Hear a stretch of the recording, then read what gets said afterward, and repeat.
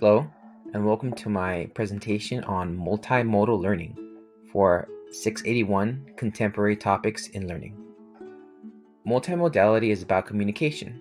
As social creatures, humans use different modes of communication when one alone will not suffice. We adapt the way we share information depending on where we are and what sources we have available. This has been true ever since humans could communicate with one another. Once people learned to use images to represent living things, we had a new mode of communication which speaks to us, no matter how long ago it was created.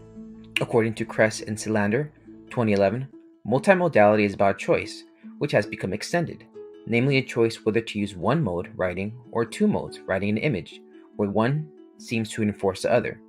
With digital media, the choice of modes to create meaning have multiplied, revolutionizing how humans interact with each other. One example of this is with memes. Take this popular meme format. Alone, it is nothing but an image of the popular artist Drake. But when combined with another text, another message is communicated. The example here being that proper grammar is always best.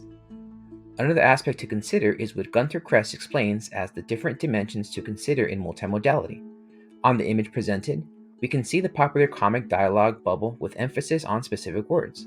Also, the fact that the image is also a reference to a popular comic book character multiply the levels of information this image communicates. In my teaching practice, multimodal learning has always been the intended target, even before the ubiquity of technology or the internet.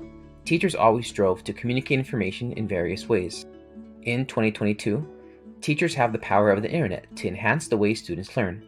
A lesson could begin with a video and move on to a reading, which can lead into a collaborative discussion, which is then documented for others to comment on. The entire exercise can then be incorporated into some assessment that students can reflect on. All this is just one way multimodal learning works in the classroom.